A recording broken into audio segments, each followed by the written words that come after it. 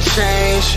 They want me to change, but I ain't changing. Nah, I remain the same. And you are now tuned into another episode of Intellectually Petty Radio, brought to you by M3S3 Clothing. Men make moves and suckers stand still. And as always, on the mighty Nerve DJs Radio Network, y'all already know, man, I only rock with legends around here. And today is absolutely no exception. It's Monday. Y'all know I never do a show on Monday, but we got my guy, Nick Lavelle, the super R&B king slash businessman slash hell of a father slash Detroit representative.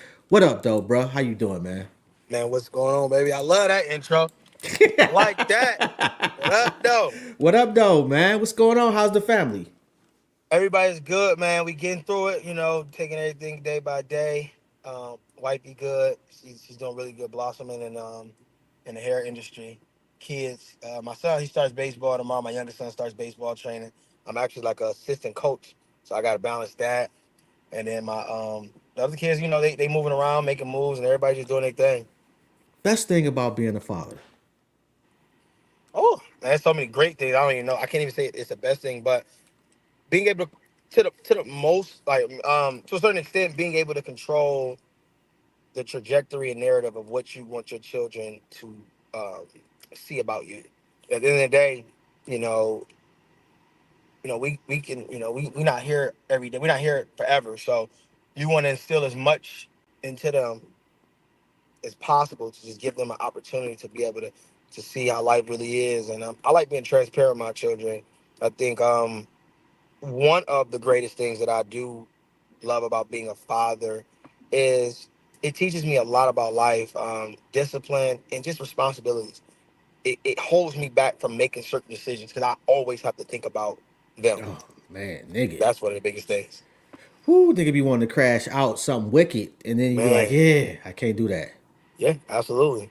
Yeah. Okay, so what high school you go to? I went to three high schools. So my first high school was Detroit Renaissance. I was there for 2.5 years. My mom and my stepdad got divorced. She had moved to Dearborn, and we was in Dearborn for 2 years. Well, I only had a year and a half left of school, so I went to Dearborn for a year. But in the midst of that, I had moved to Nashville for like half a year to live with my dad, my biological father who lived in Nashville at the time. I went to Antioch High School out there, and then I ended up graduating from Dearborn High in Dearborn, Michigan. Yo, matter of fact, one of my daughters graduated from Renaissance. Wow, what year did she come up?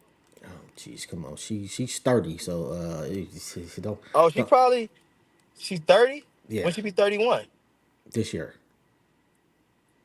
she might. I ain't gonna say she might know who I am, but if she was there, if she graduated, she had to have graduated in 2011. Either 11, 12, or 10. Now, she either graduated in 2011 or 12. If so, then I probably wouldn't know her because I was there in 2005. I was in 2006, in 2007, and 2000, yeah, 6 and 7. So Okay. between 2005 and 2007 was the years I was in Renaissance. So she would have been there in 2009 and 10 is when she would have came into school. But I I'm was gonna gone take by your then. word for it, cause I know I be on the math stuff. I'm sorry. yeah, man. After they got a certain point, it's all about the grandbabies now. Oh yeah, definitely. I feel it. Yeah, that's how my mom. She do me the same way. Okay, so at what point did you realize? Okay, you know what? I can kind of sing here. I always been able to hold a little tune. Even in middle school, I did little talent shows. Elementary, I did talent shows, just trying it out. I actually was a rapper at first. I've been doing rapping majority of my life, and um, when I got to college, I started exploring just the R&B side, just dealing with different, engineers and producers, and just figuring out different things I could try to apply when it comes to the music. I remember recording with this guy named D Nice and B Louie. They were two of the top rappers at our college, and they were recording out of a dorm. and they recorded a few songs with me, and I liked them. You know, what I'm saying they wasn't high quality, but shit, back then it was good for what it was. And then my other homie, a couple years later, this guy named Sturl, you know, he's a rapper as well. He was recording with this guy named Charles Hines, and me and Charles are really great friends to this day. And these people are part of my story because they are the people that are they was there in the beginning. Move Like, your camera up a little bit, bro. All right, I'm there you sorry, go. they're the ones that was there for like the beginning of just the overall career of me doing music, and the people that absolutely had started doing music with. So that was you know, once I linked with them people, I started taking it a little serious and doing it. The moment where I realized that music, not singing, just music was for me, Hmm. is when I won that contest in Baltimore. I always tell people about that story. So that was when I was like, oh, damn, all right, I gotta take this music serious now. Okay, how the fuck you end up in Baltimore? Dude, let me tell you, what separates me from everybody else is the relentless grind. All right. Nobody can out hustle me. They can't outwork me. They're not willing to take the same streams and measures that I'm willing to take. I drove to Baltimore in the middle of a blizzard in a Charger. You already know Chargers. They got them ain't front wheel drive Yeah, or all wheel bro. You drive. was on a death mission, but go Because go ahead, bro. the way I look at life, and back then I was very very I was a highly risk taker. But somebody that I had met in Atlanta when I first moved there, it was my first stint in Atlanta. I was there for 6 7 months. I moved back to Detroit, and this guy, he kept sending me. He wanted to manage me, but I don't know. I was just a little weary. But he always sent me events and sent me little stuff. No matter where it was, if he felt like it was a good situation, he'll tell me, "Hey, look into this." Hmm. He sent me a contest flyer about artists all over the DMV. It's $1,000 cash prize for the winner, and it's only $100 to enter. And you get a radio interview, and you get some spins of your song, or it was all type of little incentives. Okay. So I'm like, $100? Shit, I'll do that. It's $100 entry. And at the time I was living in Detroit, so Baltimore was only 7.5 hours away.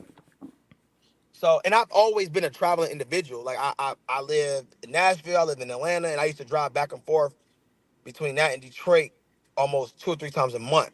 You know, so Hmm. it was cool for me. And at that time, I didn't fly as much. Honestly, I just didn't have the money. I couldn't afford it. You know, so that was my whole issue. So, make a long story short, went to Baltimore. Me and three of my friends. We went out there and I did a contest. I got to the place. It was in Norma Jeans. Anybody know about Norma Jeans in Baltimore? They'll tell you that joint. That was the spot. You know, a little hole in the wall strip club, beautiful women, thick and whatnot. We get in there. I sign up on the sign up sheet. They let me know. Are you going? They gonna let me know when I get ready to perform. So I ends up, you know, running into a chick. She like, y'all done drove all the way from Detroit for this. She said, this is my people shit. Like, this is rigged like a motherfucker. Like, I know the Oh. artist is gonna win.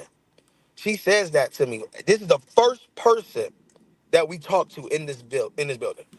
So I'm like, oh hell no! Like my heart, soul is snatched. Cause I don't know. I'm young. I'm young in the industry. I don't know how none of this goes. I don't know about rig shows, and I don't know nothing about any of this. I've done like little showcases here and there, but it wasn't like, I don't know. It was terrible, man. It was a terrible feeling. But I just said to my team, I said, look, shit, we already here now. Look, let's get on some hoes. Let's network. Let's Right. build some relationships. Because at the end of the day, even if we don't win, we gotta let people know who we is. You know what I'm saying? Like the way I moved back then, I was already ahead of the game because I knew presentation and how things needed to appear was so vital. So what I ended up doing was I ended up doing my set, going through my songs, going through the motions. I make it to the finals. Like the last finalist, I'm talking about three. It's only three people left. So in my mind, I'm like, damn, we okay. Maybe one of these two guys is the artist. So Right. they probably gonna win. So I'm like, all right, cool. I'm cool. I made it this far because a lot of people got to see me perform. So what ends up happening is they like, you know what? We gonna split the 1,000 between all three of y'all. We're gonna give all y'all radio interviews, and we gonna shoot a video for all y'all. Oh, that was what's I'm like, up. I said, oh, that's it. I won. I'm cool with that because it's already a prominent thing. I also said on my way, like when I was driving there, I prayed to God. I literally prayed. Me and my team, we sat there and I said, God, please, even if I don't win this contest, let me know if this is something I need to take serious. Because I was just praying on it. I wanted to make sure that, all right, am I making the right decision pursuing music? You know, a lot of times we don't know. A lot of us just jump in this shit. Now it's easier now for a person, but back then I asked myself that. I said, is this really for me? And even me making to the finalists, I knew all right, that was an indicator. But then this was the tricky part. This is the game changer. One of the guys said, I'm not trying to split nothing with them. I don't know them. I'm like, dude, nigga, what the fuck going on? Like, why? What's going on? So he ends up causing them to say, well, look, if y'all all don't do it, we're gonna have to just go to the crowd. Now, mind you, I've never been to Baltimore. I know for an absolute fact I don't have no fans here. I know that. So we go to the crowd. They do all the yelling for people. They get to me, they erupt. Yo. I won the show. They gave me the whole 1,000. Yo, your man I had s to feel stupid as fuck too. Oh yeah, and it's so crazy because I still know who the guy is, and I talk to the guy every so often. You know, I talk to him, and we stay in contact a little bit. He's from North Carolina, but what's so crazy? I ended up giving him some money. I still ended up giving the artist money because That nigga? I ain't give him none. Oh, okay, all right. I gave I'm, the other artist. I gave the okay. other artist money. I'm with you on that. I gave the other artist money because with the other artists, they was cool with splitting the money. So I gave them some. I gave them like 200, 250. I was like, that's cool. As long as I walk away with the dub, that's what I want. I needed that. That was validation for me. But it be moments like that that you talk about in your career that ultimately shapes how you become or who you become and what you done. And that's why I think that was so imperative. And that was single-handedly the moment that gave me the green light to pursue it full throttle. Okay, so I've seen clips of your show, bruh. Hmm. Shit's wild. You disappeared and everything. Uh, No, let me do this because I don't want this to happen. I see what's going to happen. I oh gotta yeah, put my when you get a phone on call, mute. it should have black Yes. out. Do Yeah. not disturb. That's what I need. Okay, I'm back. So I've seen clips of your show. Shit's wild, bruh. As a matter of fact, I seen that somebody did an interview of you, some paper, and they said that your stage presence was reminiscent of Genuine and Bobby Brown. Where did the show come from? What accidental, or did you decide to go out and be a certain type of way? I ain't gonna lie. I'm being. Ugh, I honestly feel like I ain't gonna lie. I honestly don't know where it started from. To be honest with you, now like that's a really good question because I don't know where this. I know this. I used to be a male stripper. All right, I used to be a male exotic dancer when I was like when I first moved to Atlanta. Shit, I ain't have nowhere to stay. My car got repoed, and I was like, shit, I need to get to the bag. So a chick that I ain't gonna lie, I wouldn't even mess with her. I just met her, and she was like, with your body and your look, you should be out here making money. These girls should be paying you. Like she was trying to I felt like she was trying to pimp me. I'm about to Um, say it. but she didn't want nothing. She didn't even want nothing. It's so crazy. I seen that lady one time. I seen her twice. I met her at a park, and then we went out. Maybe a week later, we went out, and we went out to eat. And then that's the same day she took me to the strip club and showed me, and said, "This is you. You need to you want to get your bag." She was trying to put me on game, and I ain't gonna lie. We kind of fell out of touch, but I never kicked it with her. I never even hit that much. I never did nothing with her, and she never hit me back. We never, and I just went on with my life and my career, and shit. I don't even know if I don't know where she's at right now in the world, but she definitely played a major part in that. I love these stories. I love talking about this because there's so many people that play roles into why I did this and how I learned that, and I wish I can bring them all together and just give them a plaque or give them some type of credit. But yeah, dude, when I did the male stripping, that taught me crowd control on another level. If you can stand on stage and show your nuts in front of 200 women, it ain't really nothing you can do to me. I ain't nervous about shit. I'll get on stage ass naked in front of thousands because it's like I'm already comfortable with myself. I'm cool. You know what I mean? And that's just what it was. So that was, that was a game changer too because it taught me how to cater to women and I figured out how to incorporate it in my shows. I believe I just tried some stuff. I don't know if I was watching a video on YouTube, but I just looked at things and was like, how can I make my shows real impactful? I used to have dancers back then too. So I used to do the dancers. Um, and then me and my bro just came up with ideas like shit, finding ways because I come from the hit roll era. I come from the grind work, dancing on girls in chairs. Like that's my era, and I have no. I'm a '90s baby. I don't have no shame in that. I'm not no hood nigga. I'm not no street guy. So I don't gotta play by those rules. I don't care if males like, oh, I don't like that. I don't care if you don't like that. I do it for the ladies because there's a market for it. There's women out here that loves that shit. So I'm trying to captivate the audience. I'm trying, like, when I tell girls who want to come on the stage, you got girls screaming, I want to come on the stage. And this happens every show. Okay, but let So, me ask you this, bro. That don't cause no problems at the crib. nah, man, like, I got the best girl, in my opinion, that I've ever had. I've dated a lot of women and dealt with a lot of scrutiny, and some of them was able to handle it, some of them wasn't, and she's the best when it comes to all this. That's why if she do some shit, I'm gonna be crushed. I ain't gonna lie. She better not let a nigga snip that motherfucker or I'm clocking out. I'm I'm crashing out. Straight up. Because she's like my precious pride and joy. Pride and joy. Like she just I'm so I ain't gonna say I'm sensitive when it comes to her, but I am. So, but I invested so much into her that it's almost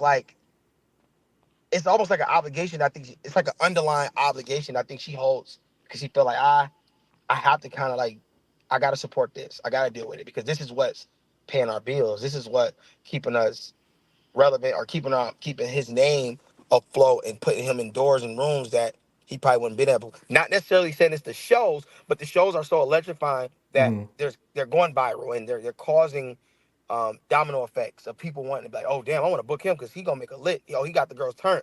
It just opens up so many different doors with everything that I do. So it's like, having a partner can really be another game changer on how successful your career can be. But my girl is so supportive of everything I do.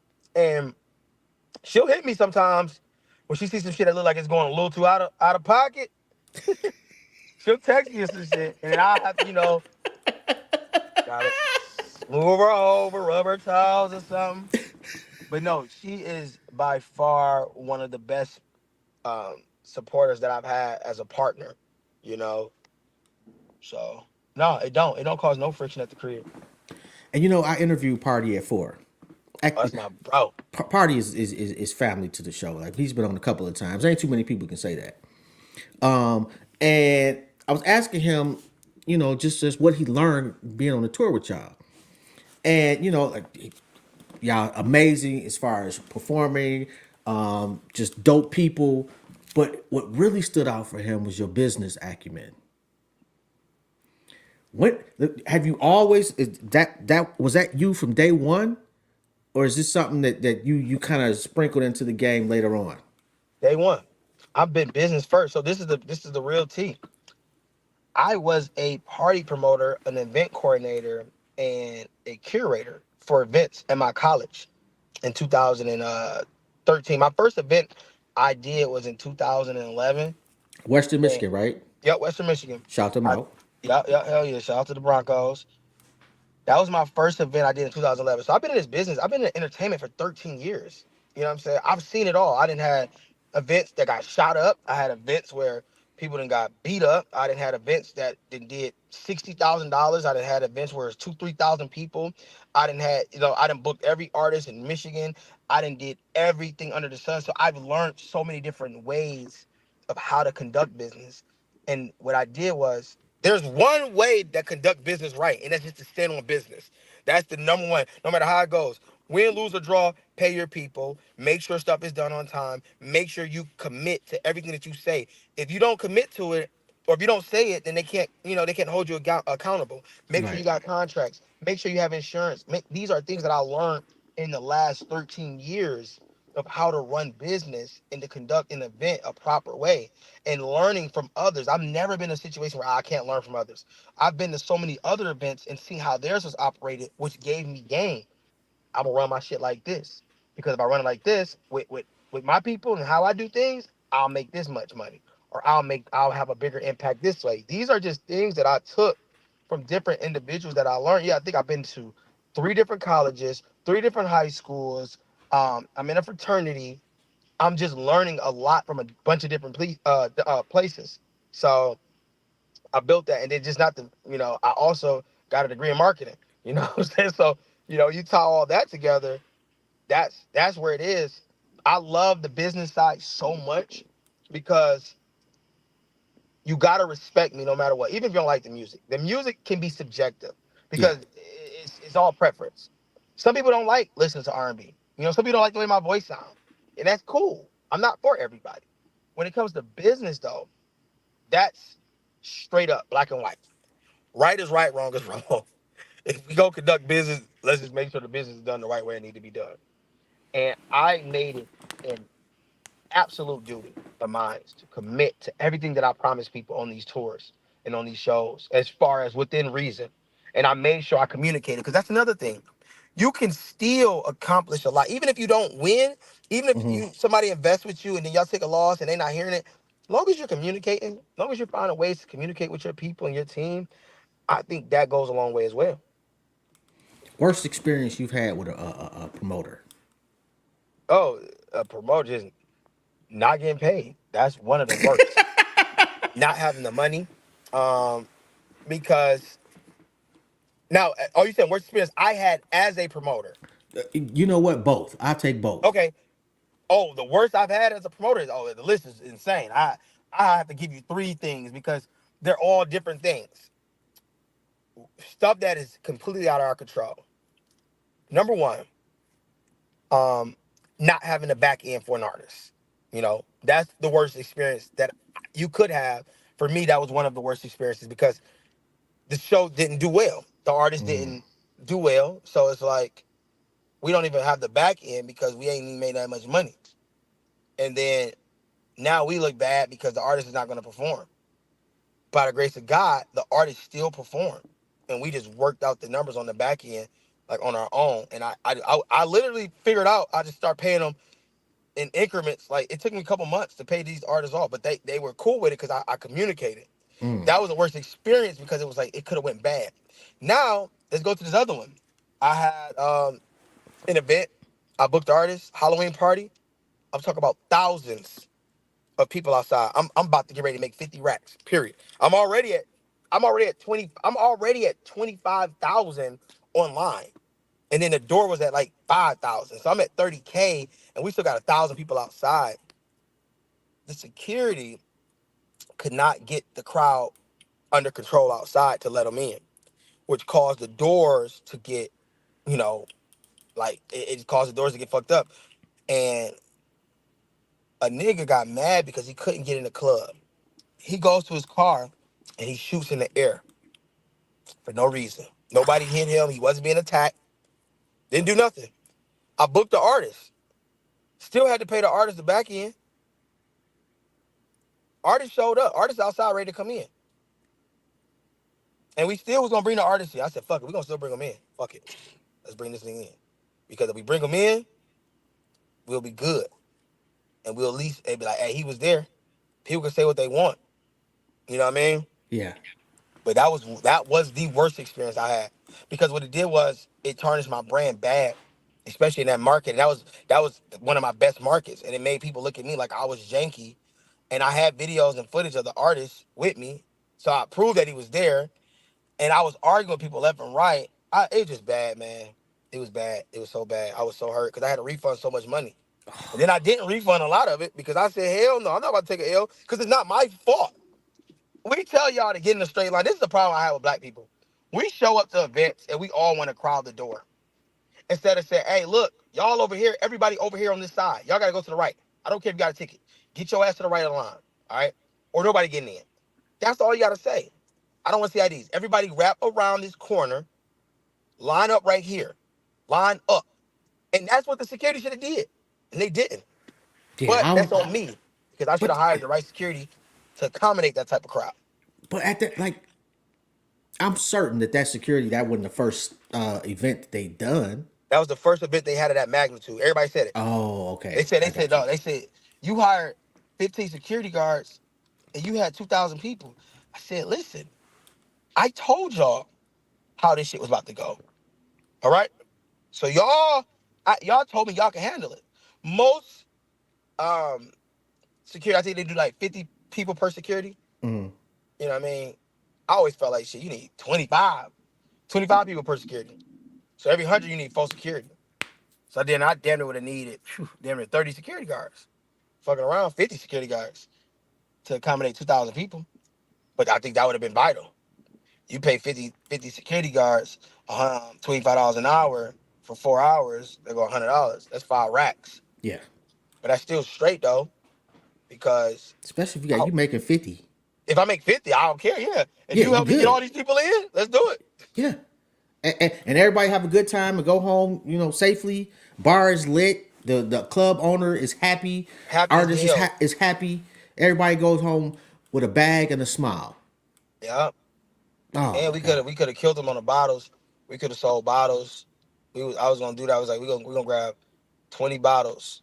And when we grab the 20 bottles, we gonna sell these bitches for 250 a pop. So we would have made bread because niggas was gonna buy a bottle. You wanna buy a bottle? How much? They 250. Cash And out, cash. Listen, bro, that was gonna be the biggest party in my career.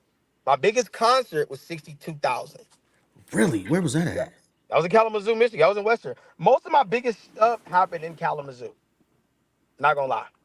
That Halloween They party, got a venue for 60,000 in KZoo? no, it was that's how much um Oh, generated oh, revenue is oh, what I oh, mean. oh, okay. Yeah. I got you. Yeah, I'm thinking like shit, nigga. That's Kalamazoo's That's they pocket. No, population. actually, Kalamazoo is a big city though. Not big city. It's one of the largest cities on the west side of Michigan. Because they account for like a lot of markets. A lot of markets run through Kalamazoo. It is the biggest of all the markets over there. Yeah, I'd have been up to Western, in my heyday, for a party or two, so I know how I get down up there. All right, Yeah. man. So first, how many albums have you put out?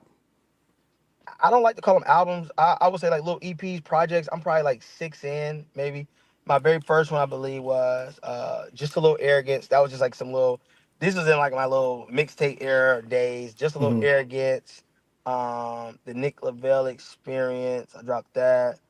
I just dropped I'm Not Toxic. I dropped Bay Friend.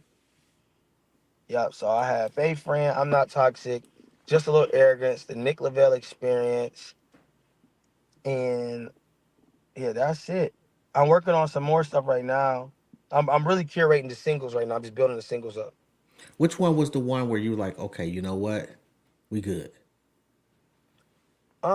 The most recent one, I'm Not Toxic. I had 3 major features on it, and the production was better. I feel like I'm growing as an artist.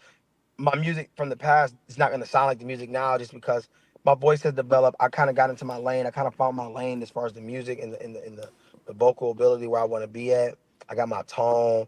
I've been working with different writers now. Sometimes you have to go get that other perspective, especially on the music, just so you can.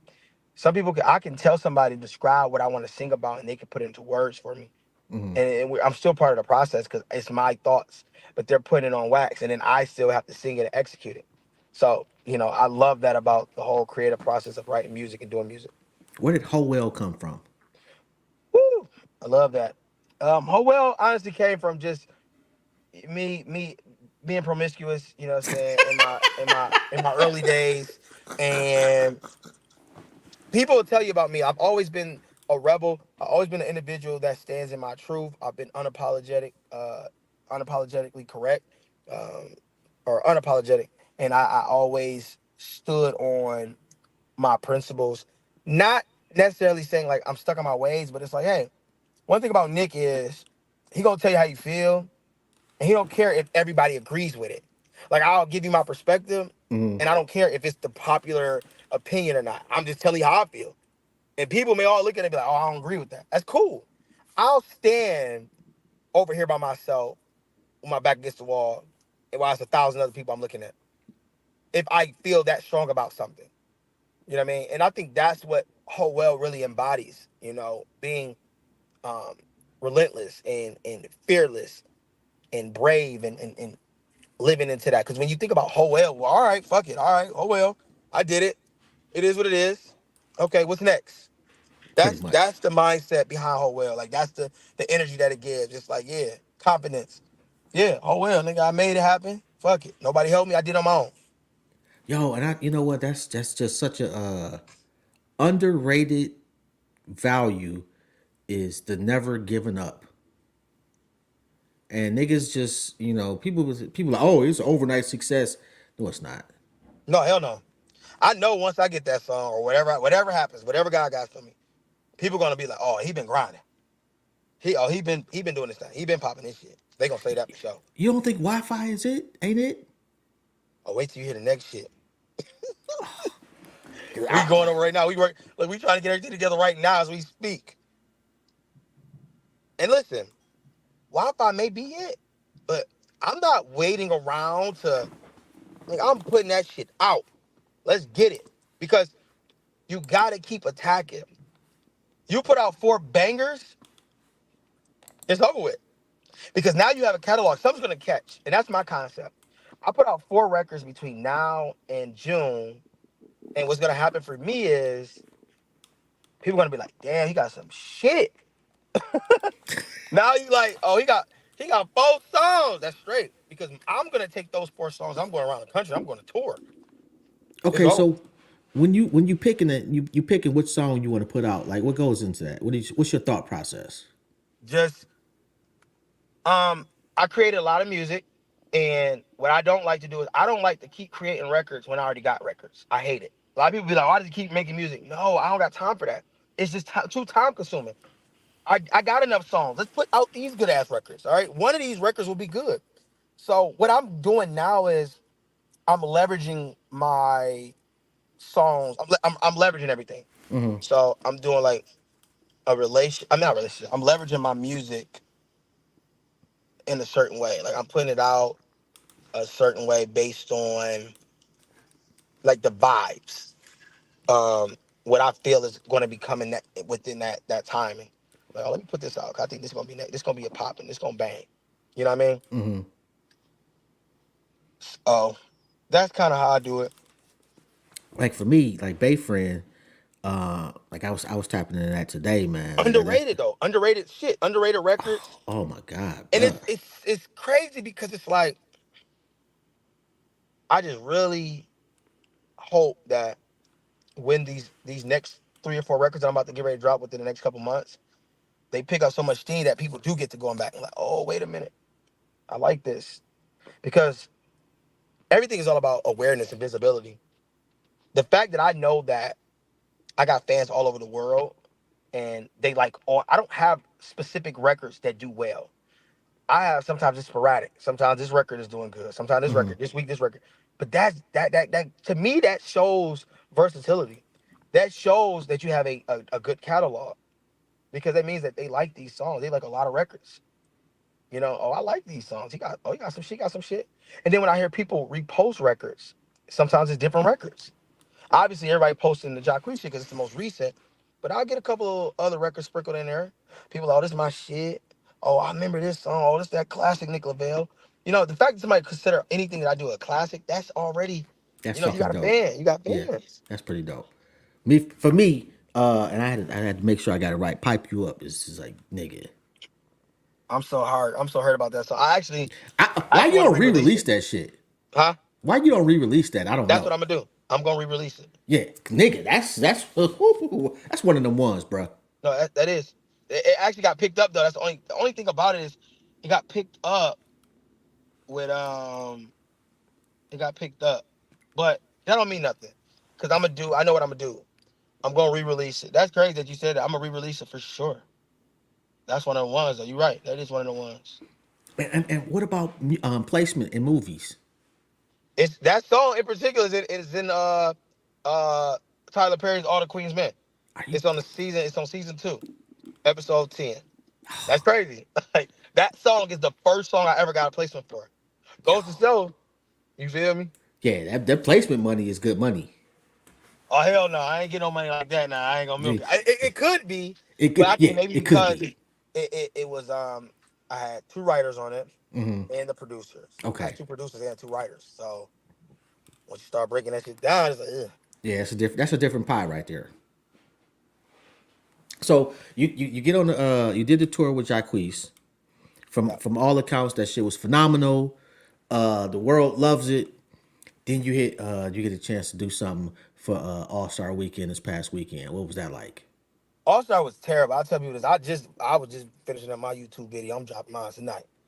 But I'm so sick of them picking these markets that don't care. You know what I mean? Like when we come to y'all city, we want to be able to come to y'all city and we want to be able to feel like, all right, no one's already coming here. No one's coming to Indianapolis. All right. And I don't mean no disrespect. Because I rock with the nap. But everybody I know that's popping in the nap is moving away from it. You take away nightlife, so people don't have nowhere to go. And I get it. They say, oh, everybody be shooting everything up. But then that means get y'all police together then. All right, get y'all people together. But at the end of the day, it's like it was shutting stuff down left and right. And I'm talking about major A-list and B-list celebrities was hosting these events and they're shutting them down. Talking about their overcapacity. But why I don't know. It'd be frustrating because, you know, I'm so spoiled being from Detroit and knowing we have a major nightlife. And then going to Atlanta where they're top five and not like top three down there. And then I come to these other cities. Utah, Salt Lake City last year, terrible. This year, Okay, you Indianapolis. like Utah. Of course, I don't know who decided on that one. Yeah, okay, I get that. That's what. Yeah, But they have to at Indianapolis was least. that Yeah, bad? it was bad. It was bad because it was just like it was really. I don't know. It just seemed like everything was thrown at halls and event centers. They don't have any clubs. They don't have any lounges. It's all like low. It was. I don't know, bro. It was just like you. I can't even describe it. It sounds like Cleveland. Like Cleveland don't have So I'm gonna that tell many you, it's like the difference. nightclubs. I went to Cleveland for All Star Weekend. Cleveland got a nightlife though. Cleveland got about 10 clubs. They got about 10 events centers or in clubs. Like when I went to All Star Weekend in Cleveland, that shit was next level. Really? Yeah, it felt good. I liked that one. I had liked Cleveland because we had All Star Weekend in Atlanta the year before during COVID. But yeah, man, Cleveland was a man. Cleveland was. I gotta give Cleveland their credit. Cleveland was lit for All Star Weekend 2 years ago, because I remember getting in real late, and I ended up going to one of my frat brothers owned a club out there, so we went pulled up to his event. It was packed. But it was a club though. They had sections, bottles. It was a vibe. It made me feel like I was in Atlanta. Then um the guy that this nigga he owned this club called Medusa. He crispy as hell. I be forgetting his name, but I know people be saying that he reminds them of me, just how he dress, how he move and stuff. But I never got a chance to meet him, but I heard about him. Dope dude. And he owns a club in Cleveland called Medusa, and he had that shit going up. I just be so hyped, especially when I see black ownership for sure. But just the fact that it was really great clubs and a lot of good events that was going on in Cleveland. And Cleveland only 2.5 hours from the city. So I I was like, know. that's great though. So everybody from Detroit was down there. It was a vibe. I've been living here. I live in Cleveland now. I've been here about 20 years, 20 plus. Oh yeah, man. I love Cleveland. So wait, you wasn't there then all Star weekend? Man, I'm old, bruh. I feel Looking it. at my, looking at my eyelids. You Just say a little. what? You ain't old. You just a little seasoned. And you know what? I gotta stop saying that too, man. I was reading something the other day, about the power of the tongue as far as speaking on your own life. And even though I be just fucking with people, I need to be more conscious about how I say shit about myself. So no, That's not I I I partied. I went to Freaknik twice, and I tell people this all the time. The real Freaknik, not that other real. shit that they tried to put out. But after that, man, like going to a club or a party was just it wasn't the same. It's not even close. So, I did all my partying in my 20s, you know, went everywhere. So now it's like, like if your boy, whoever owned the club and it was like come through, okay, I come out there for about an hour, have a couple of drinks, check out the scene and go home.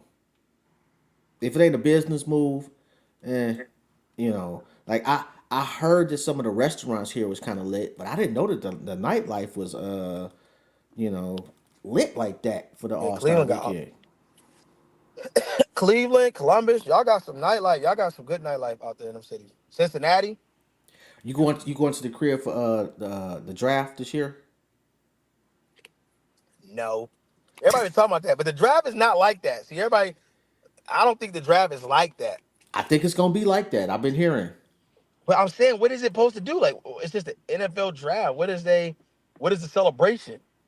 I mean, who Well, cares what they celebrating? It's gonna be a lot of celebrities in the city, and it's a lot of people putting together parties. maybe I need to get in. Yo, if you can, bro, I think this motherfucker. I think it's gonna be lit. It's just my 2 cents. Gotcha. All right, so when's the next tour? Woo! I don't know, dude. I'm working on so much other stuff right now. I'm working on some festivals because that's one thing that I haven't done yet. I Okay. want to go ahead and challenge myself. Festivals, and I'm aiming for like the goal is to tour by the end of the year. Mm-hmm. Solo tour, the Nick Lavelle Experience tour. That's what I want to do.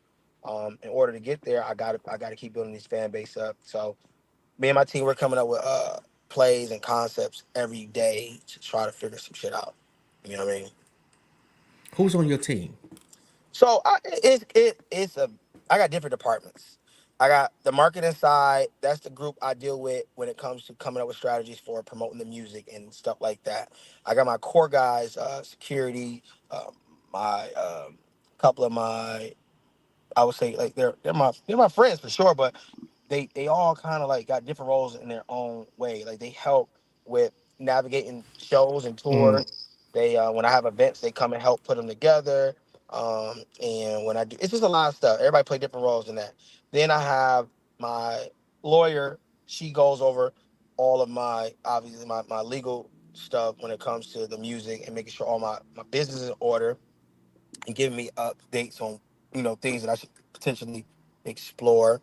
Um, Trying to think, and then I just have a bunch of isolated conversations with different individuals that's part of different companies, different labels and different people with different companies. I just have different conversations with them. Okay. Geez, that's a lot of moving parts, bro. Like it amazes me, when you talk to people on a certain level of all the shit that they're able to juggle effortlessly, or it seems effortlessly. I'll say that. Oh, but it ain't. Hell no. This should take more than effort, blood, sweat, and tears. So what's been okay? You know how you set goals for yourself, accomplish this goal, you keep it moving. What's been the biggest goal for yourself that you've accomplished so far, and the biggest one that you've yet to accomplish? Well, putting my own tour together and curating a full tour with an artist, that was a big goal of mine that I accomplished. I think that was the biggest goal or the biggest accomplishment. And getting a major feature with an artist, that was a big one. That was one of my goals. I wanted a major feature record because I wanted to see what it do for me. Like what would it do? Now, right now, I want to explore this festival game, and I Hmm. want to chart. I want to chart. I want to build my fan base up. These are the goals that I have now that I'm setting. I want to be able to do my own tour. Like I want to be able to go on a tour by myself and bring artists with me that where I'm the headliner and I could do 200-300 people. That's what a goal that I want to do. Like that's what if God can allow me to do that, that would be the biggest goal for me if I can accomplish that within the next six to 8 months. That's what I would love. Like that would be like, oh yeah, okay, cool. Because once you can tour once and you see what your fan base looking like, now we turn up. Now we turn up because that means that I got fans. Now we can tour every 6 months. That's the goal. Tour every 6 to 8 months. That's if you tour every 6 to 8 months and you put your own tours together, you route your own tours, you put your team together, you just keep elevating because there's gonna be another record that's gonna catch fire. There's gonna be another project that people like, and you drop a project every 6 months. Now you dominate on the streaming side, then you dominate on touring, and you sell merch, and you just keep beating, you keep feeding your fan base. and that 200-300 will eventually grow into 400-500 the next tour, and then the next tour after that, that 400-500 grow into 600-700 or through 1,000, and now you're doing 1,000-seater arenas. I mean venues, and you selling out. And I'm like, you can make $50,000 off. You can make 60-70,000 off 1,000-seater. Really? Yeah, yeah. So when you do Yo, it from that perspective, it's like, damn, I can make, I could damn near make. I do 20 shows, and I do 50, and I make 50,000 at each show. That's $1 million, that and is you're only touring for 2 months. So you make $1 million in 2 months. It takes you 4 months to plan the tour. So you got 2 months of promotion for the tour, or 2.5 months. I say 3 months to plan it. mhm. You need a month to route it, because it's like you need. I say, yeah, it probably. I say it take about 6 months to plan, because if I'm going on tour by myself, then I'm just Okay. routing the tour. I don't have to pay anybody. I just assemble my team. You go get your sponsors. You go Now, do when you say routed, what do you mean? figuring out the route of the tour, like where you're gonna start, where you're gonna finish, Okay, and got you. making sure what cities are you gonna hit in alignment with that. Okay, You know, I'm okay, I gonna do a got you. video about this, like how to tour as an artist and what things you need to consider when you're touring. And you know what? I've never seen anything like that, to be quite honest. Now, I'm not looking to put no tour together, but I think that's, especially for my generation and to your generation, there was not enough of that being passed down. Oh yeah, it's not even now. The reason I know what I know is because of experience. That's exactly what it is. Like if artists knew what they knew, that's the thing. It's scary though, because some artists, they can't do it. Some artists really don't know. They're literally in a situation where it's like they get paid to perform. They know what their rates are. Whether that show sells out or not, they don't give a fuck. They get paid. But I always tell them this: you put the show together, and you do everything that I have to do. Pay a venue, and I want you to do an imaginary allocation for yourself. So you charge 40,000 for a show, put that 40,000 in an account. All right, take it, deduct it out your bank, and give it to somebody. Cause treat it as if this is what you had to do this for yourself.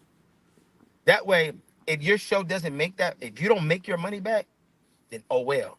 And that's where you as an artist have to realize, maybe I'm not worth 40,000, because you as an artist put up 40,000, booked a venue, promoted your own self, and you didn't even bring out $40,000 worth of ticket sales.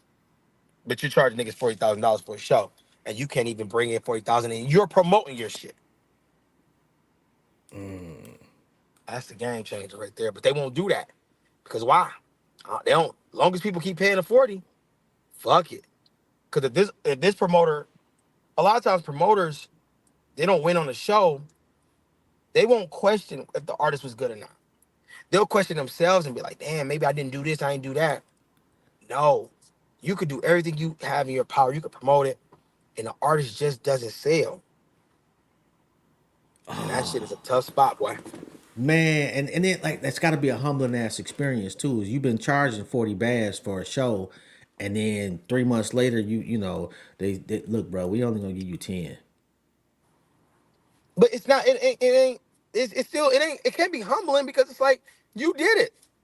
Like artists will go a year without putting out music, or they're in the blogs for all negative reason, or they're not they're not putting out records or even a single, and they're not even staying relevant in the media or on the blogs. So it's kind of like you're out of sight, out of mind.